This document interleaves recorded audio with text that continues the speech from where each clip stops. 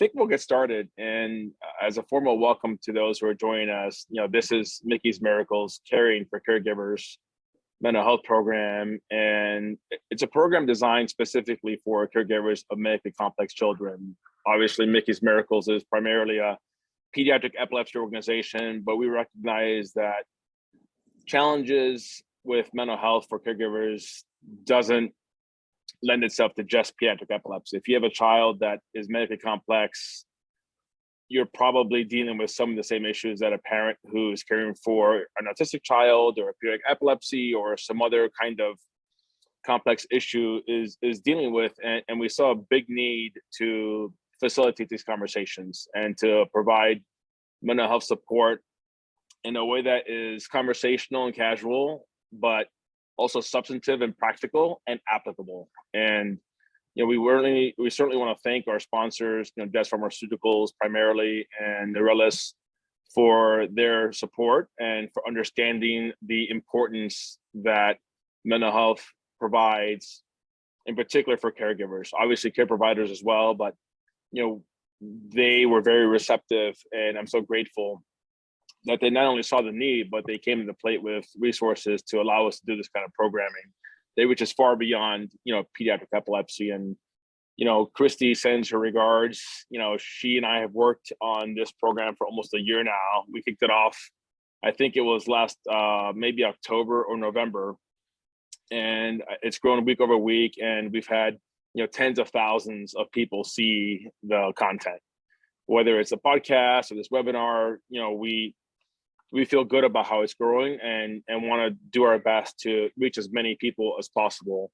And the format today is going to be a little bit different, and I'm really excited about it. Up until now, we've had a licensed mental health therapist kind of facilitate the first part of the program.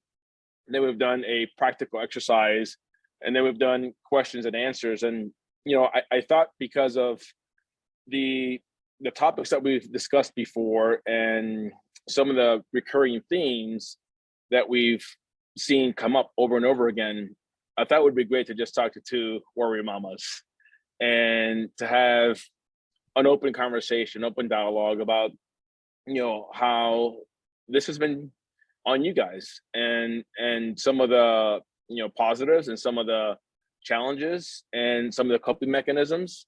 And then at the end, I want to do a little journaling exercise that I think will be helpful, and it's something we've heard from all our mental health therapists that can be really an effective tool in dealing with anxiety and or whatever comes up, on a day-to-day basis, which, I don't have a child that's medically complex anymore. I had a son who was severely autistic when he first was born, and through treatment and through maturation and through diet and other things, he's not as prevalent on the spectrum anymore. But those early years, were challenging, in particular on his mom.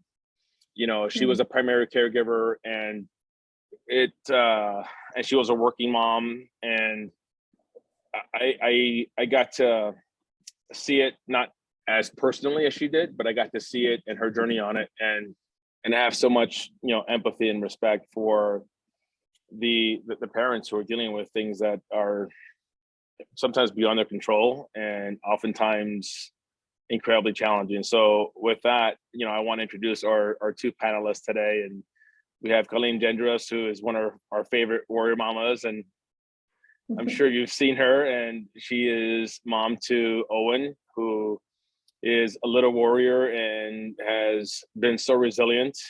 And we have Dami Quiñones, Miracle Marley's mama, also one of our favorites. And we've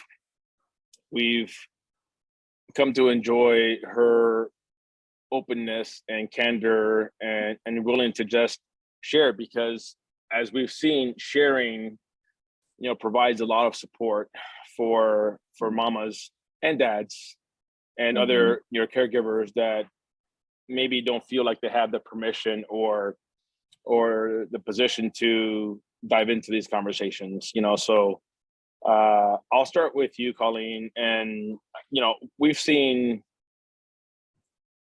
Owen's journey for a few years now, and we've seen the highs. I think we've seen some of the lows, and I'd love to hear your perspective on how this has impacted you from a mental health perspective.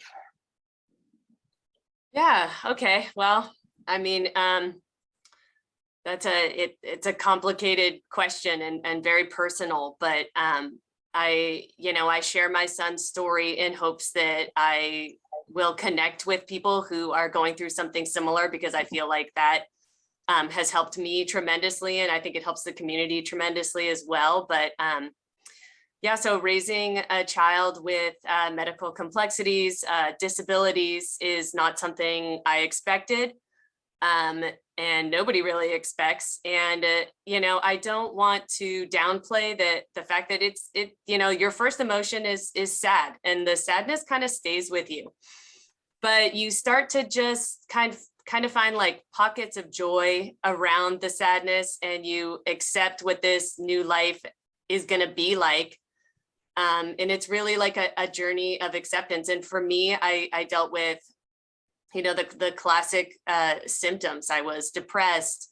I was just absolutely riddled with anxiety, especially when we're talking about something like epilepsy. It's so unpredictable, random, and it will just, if you have any anxiety at all, and then loving an epileptic is going to really just give that some fuel. So, I have found some ways to cope with it, but the passage of time and accepting my son and learning about this journey that we're on together really, I think, helps the most. That's I know it's a deeply personal thing, and I can't tell you how grateful I am that you're willing to, chat with us about it.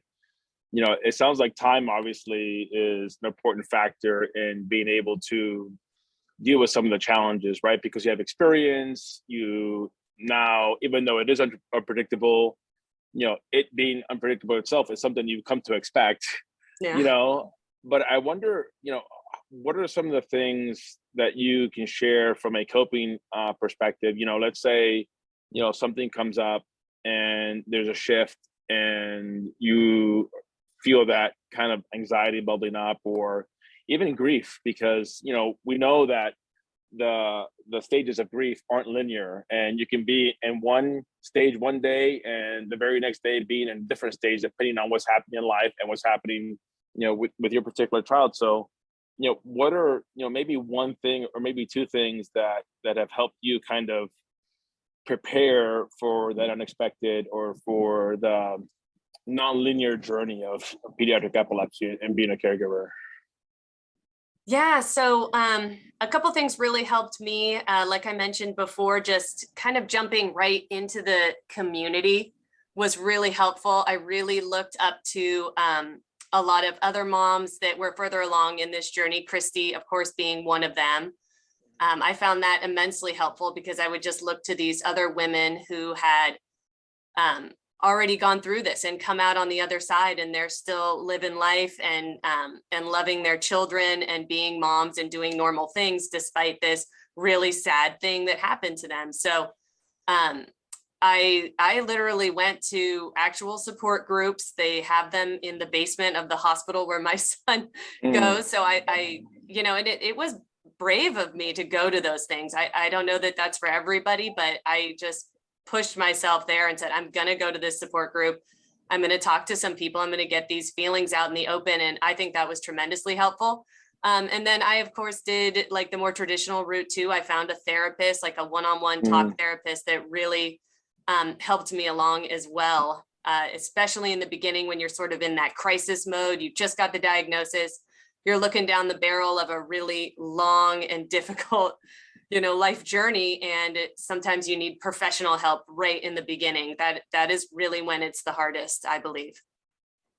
Yeah, thank you. And one of the things that you mentioned, first of all, that it took some courage, and I want to acknowledge that and celebrate that, and also validate that, because it can't be easy. And the fact that you recognize the opportunity to receive support you talked about 3 different levels of support, right? The community mamas, the support group at the hospital itself, and then, your own kind of support, I think speaks to that, the power of connection and the power of saying, hey, I don't have all the answers and this is really hard. And there's a power in that acknowledgement, versus stuffing it and or being angry about it, recognizing that, hey, this is hard. Yeah. And I need support. I think it's very vulnerable and it's also, very strong. So I want to, honor your journey in that, Colleen. And I think it's been an example of, I obviously have followed you on social media for a while. And I think your sharing gives permission for others to share.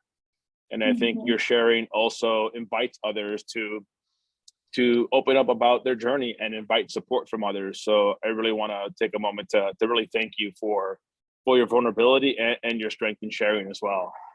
Oh, that was sweet. Thank you. Yeah, I love my Instagram fam. Yeah, and they love you too. I love you.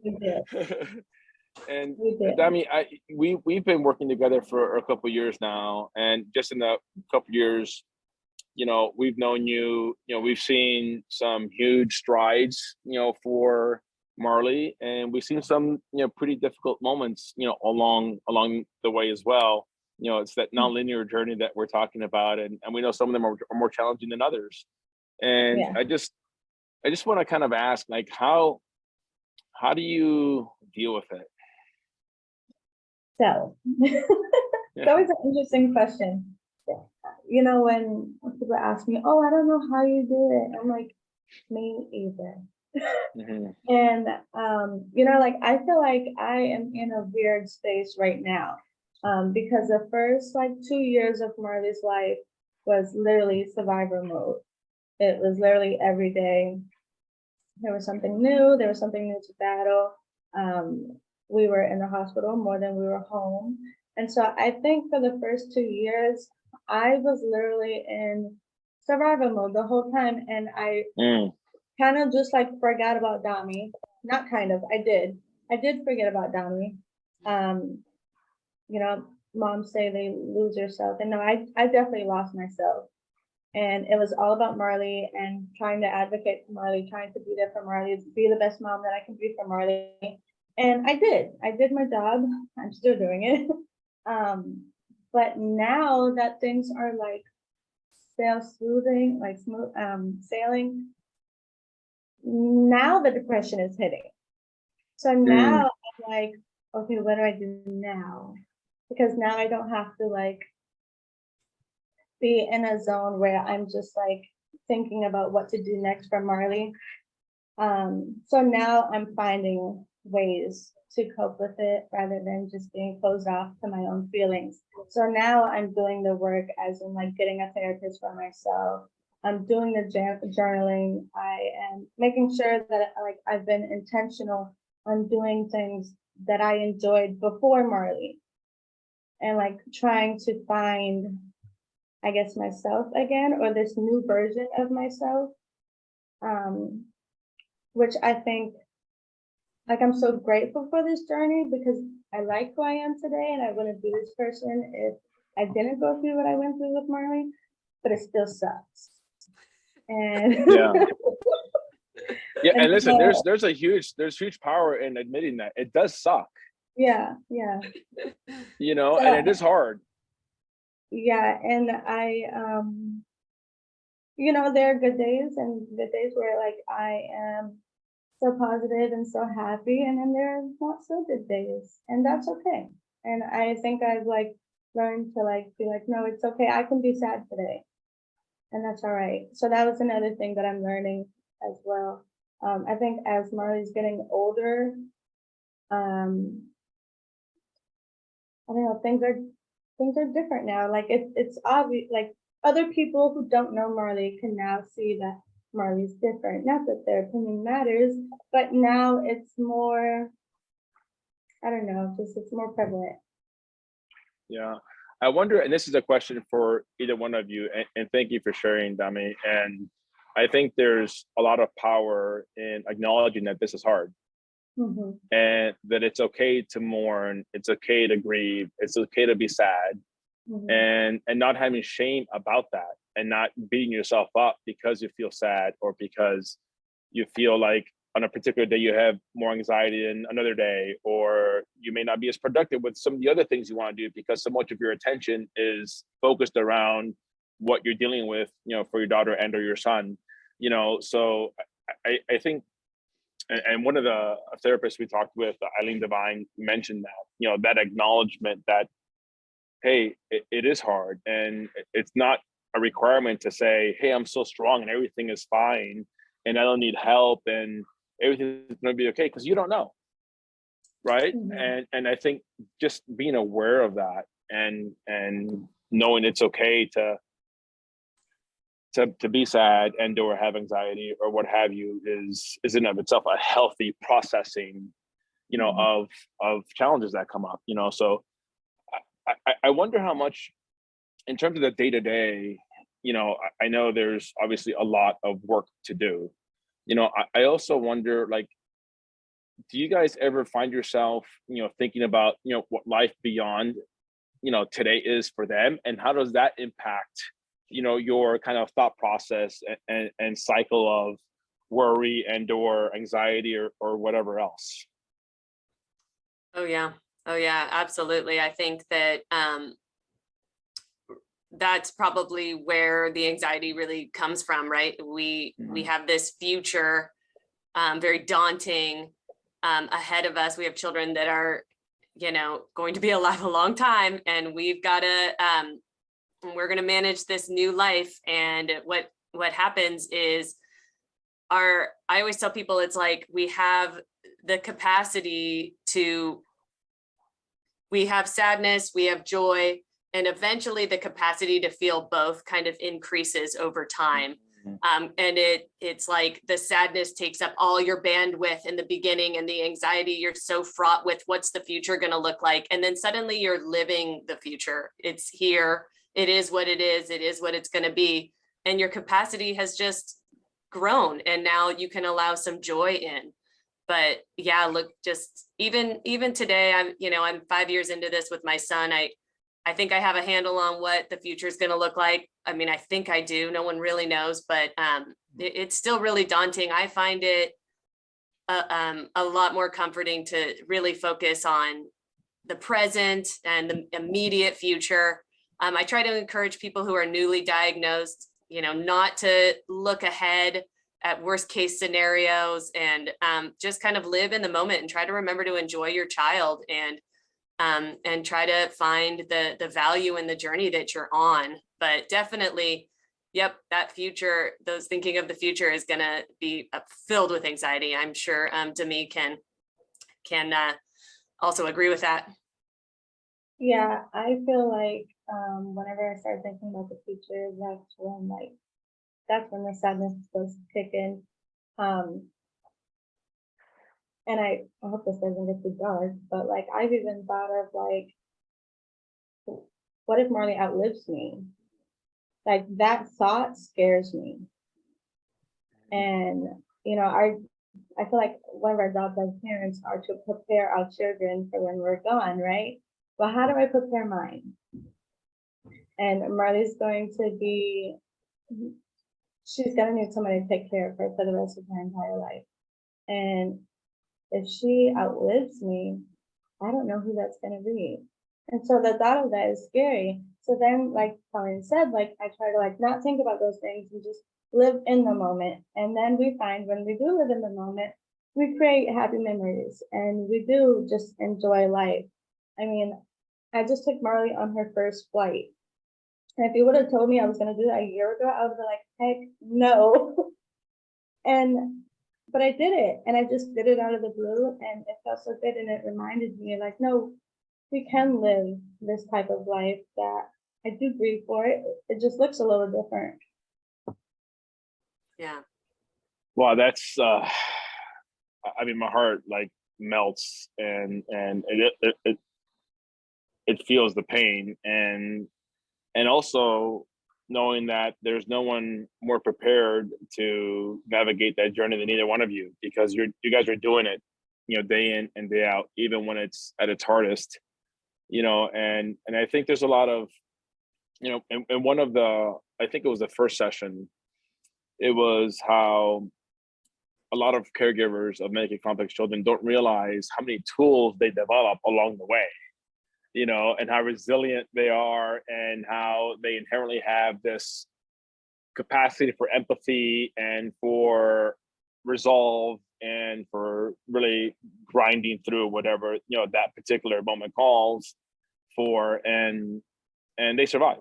And I feel so much of that strength from both of you, and so much to resolve, and also recognize that it can't be easy to wonder what tomorrow looks like. And even in my own life, and I'm not in the same situation, when I get too far ahead thinking of what things might look like, I have a 21-year-old son, and thinking about the world that he's in today versus the world I grew up in, or my 19-year-old daughter who's a freshman in college, or my 12-year-old son, it gives me anxiety thinking about how they can navigate an increasingly complex world.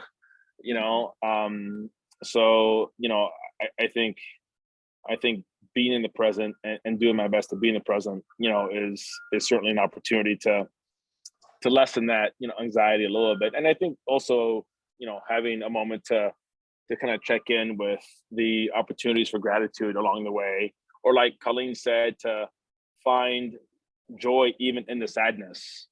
I had a friend, lunch with a friend last week, and his wife is going through a pretty painful journey with cancer.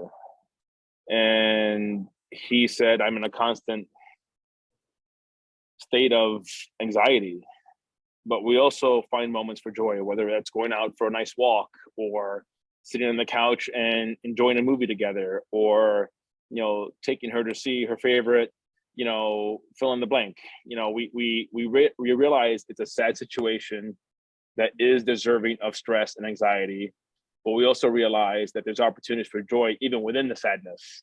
So I heard you say that, Colleen, and I think that's pretty powerful.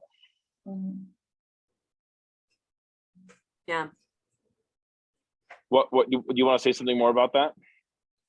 Well, I talk about how this is a little bit of a journey of acceptance. And I think in the beginning, especially when you're diagnosed with a neurological condition, there's kind of a big spectrum of what could happen. And in the beginning, you might not even feel like maybe, like I remember when Owen was a baby and we couldn't really tell, how severe things were going to be.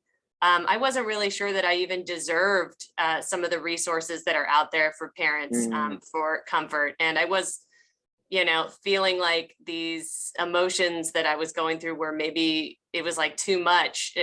Maybe I shouldn't be feeling all this because things could change. And sometimes it feels like you have this internal conflict where if I let the sadness and anxiety overshadow the hope that I still want to hold on to for my kid to maybe have a more typical life. And so, that's a really tough struggle for parents. You have to kind of jump into the disability community. But also you want to save a little hope for like, maybe I won't be part of this community one day, but, and the thing is everybody in that community is struggling with those same feelings. And I feel like wherever you or your child end up on the spectrum of possibilities, we're there for each other and we support each other regardless of what the outcome is. And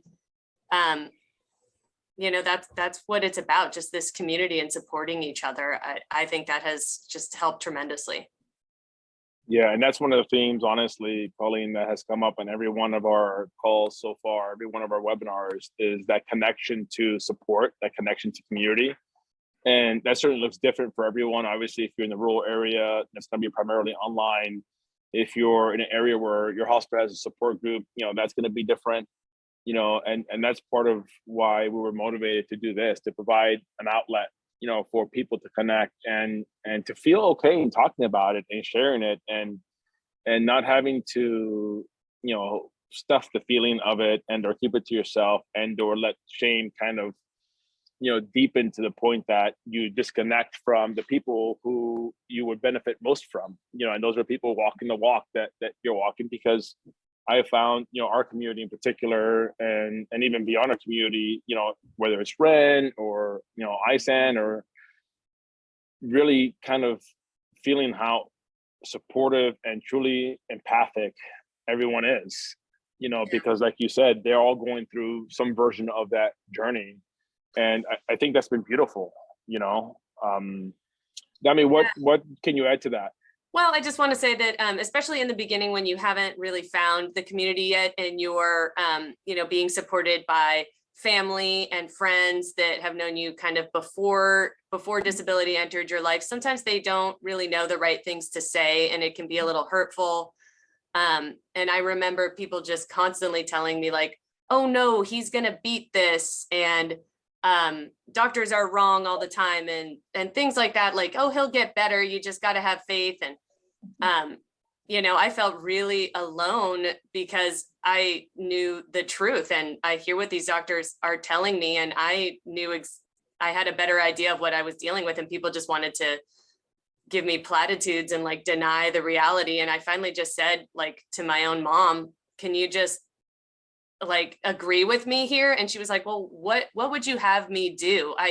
I got to be strong for you. I'm just going to keep firing out hope. And, I was glad that she said something like that, because I was like, is she not hearing me, or is she just trying to like make me feel better? But if you're supporting somebody who's going through this too, that's a really difficult, that's a tough talk. It's a difficult conversation.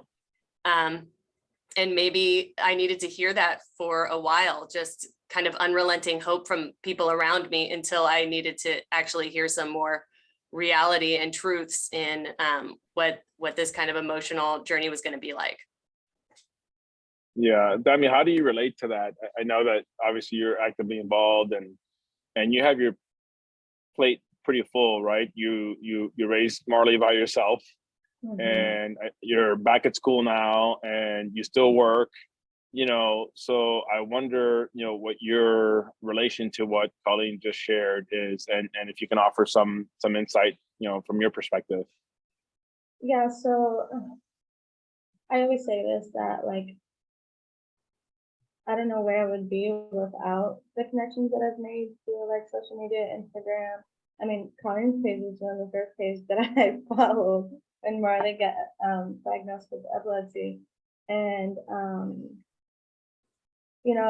I look at these other moms, like moms that have kids older than Marley, and I find somebody that can relate to me.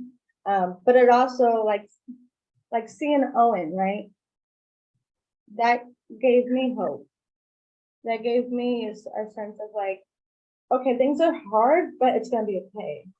It's gonna be okay. I'm not the only one going through it. And like she mentioned, like about family, they have no idea what to say to us. And sometimes, even when they think that they are being positive and uplifting, they're hurting our feelings. And I try to be more aware of their feelings than my own, which sometimes I just have to be like, I don't want to talk anymore, because I know how I'm starting to feel.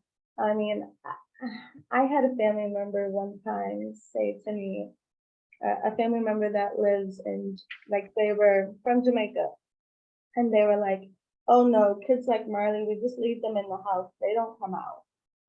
I was just like, how could you say this? But that's their reality. That's how they feel, and that's what it was so many years ago.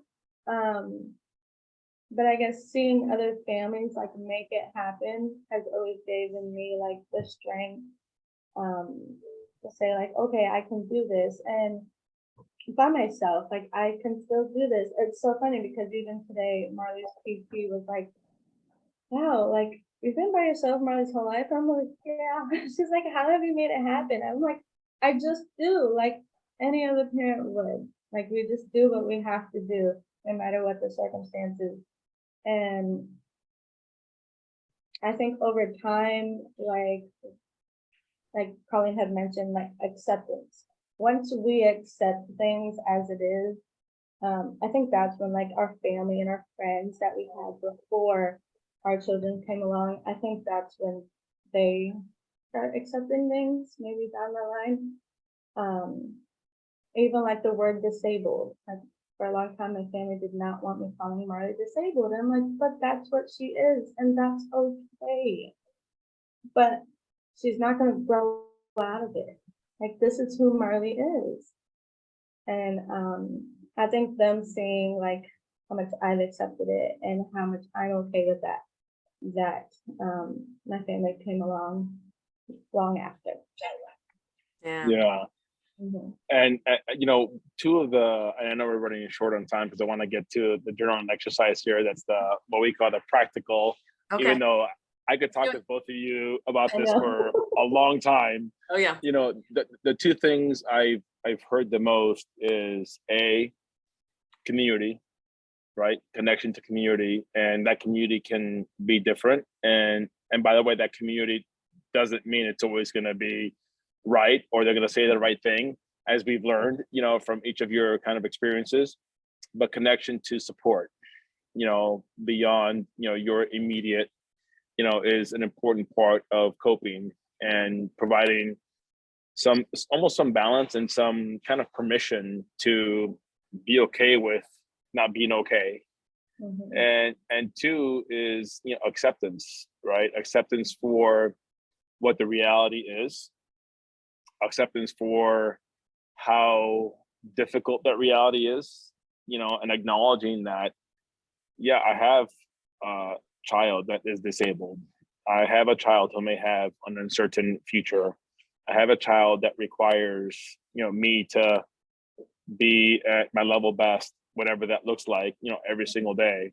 So those two kind of themes, and by the way, being at your best has huge variation, depends on sleep, what else is going on, financial stress, sibling stress, spousal stress, relational stress. I mean, just life in general. So what that best looks like, is going to be different. And I think even that acknowledgement and acceptance of that, is a pretty powerful tool. And speaking of tool, go ahead. I just want to like touch on with the acceptance thing, because part of that too is I think that everybody has to kind of like purge a little bit around the negativity that they might have been associating with disability before as well. When my son was first diagnosed, I learned that my husband, turns out, was totally woke. He was like, Colleen, he's going to be disabled. That's not a negative thing. His life is going to be different, but he's going to do things that everybody does, but it's just going to look different. And he's like, but he's going to be who he's going to be, and he's going to live a beautiful life just the way it was always meant to be. And I was like, that was so beautiful. He had always had those feelings towards people with disabilities. He never saw it as a negative thing. And it took me a long time to, come around to that thinking. And raising somebody with a disability is a great way to come around to that thinking, because like with Owen, there's so many beautiful things about his personality. He's totally uninhibited. That's what I tell people. Doesn't care what anybody thinks. He's going to run around, have a good time, eat whatever he wants. I mean, he's just like living life. And I'm like, God, it's so nice to see him happy, because it just totally dispels any negative feelings I had around disability prior to getting to know him. Oh, that's beautiful, Colleen. And we've seen you have similar experiences too, Dami, about Marley and her innocence and her ability to just make others smile. And I remember one of those videos that you shared where she was, I think, caressing your face, and it comforted you in a very challenging moment. We won't get into that, but she was comforting you. She was saying, "It's okay, Mama," and that level of connection and that moment of sweetness, maybe doesn't exist, but for different circumstances, so I want to thank both of you so much, and kind of, I know it's hard to leave this conversation because it's so insightful and we learned so much from both of your experiences. I want to thank you, on behalf of everyone involved with Mickie's Miracle, certainly Christy and our board of directors and our medical advisory board and our sponsors, but I wanted to kind of transition to a journaling exercise, because that's one of the tools that a number of our mental health facilitators have shared with us as something to help. And we don't have time to get into all the answers now, but I wrote down 4 questions that we can kind of ponder and reflect on, and I think kind of recall when some of those moments, some of the difficult moments, come up. So one of them was, today I am grateful for blank, right? Today I am grateful for blank. And, back to Colleen's point, that's an opportunity to be brought back to the present and come from a place of gratitude, no matter what, life has given us. The second one is meant to kind of help us identify and connect with, what anxiety feels like. And that's, my anxiety looks and feels like blank, right? So I think in kind of pondering and reflecting on that question, it allows us to really identify how we feel in our body, how we feel in our head, how we feel in our heart, and kind of normalize the relationship with anxiety as you get to know it better. So my anxiety looks and feels like blank. The third one is, the following activities help me be calm. The following activities, and obviously we all have our own answers for that. I find a lot of calmness in exercising. I find a lot of calmness in reading. For others, skydiving might be calm. So the following activities make me calm. And then the final one is an opportunity for, I think, just a reminder how special each of you are. And that includes you, Dami, that includes you, Colleen, that includes all the mom and dads out there, all the aunts and uncles and grandparents who provide care for these beautiful children. And that is what I love most about myself is, right? What I love most about myself is, so those are 4 prompts for journaling that I think can be helpful when there's an acute anxiety and or a return to some stage of grief that we thought we were past, or a difficult situation might come up that challenges us in a new way that we haven't been challenged already. But I wanted to just kind of share that with our community, invite them to ponder those questions. And I'd love to hear some of the answers on our social media. Like we'll put up a post later today and invite some of those answers, because I think there's a lot of power in sharing, a lot of connection in that sharing. So we'll do that later today. But in the interim, I just wanted to say, Colleen and Dami, thank you so much. Our love to both of you. Our love to Owen. Our love to Marley. And thank you for your courage and your vulnerability, and giving others permission to share and to connect. And with that, we'll bring this session of Caring for Caregivers Health Program to close. Again, we thank our sponsors, Jazz Pharmaceuticals and Neurelis. And if you're at home and you have a particular idea or a particular topic you want to hear more about, please message us. You can message us at mickiesmiracles.org or on Instagram. We're also Mickey's Miracles. We invite you to be part of this community. We hope this is serving you, and we send our love to each of you. Thank you, Darío. Bye. Thank Thank you. you. Bye.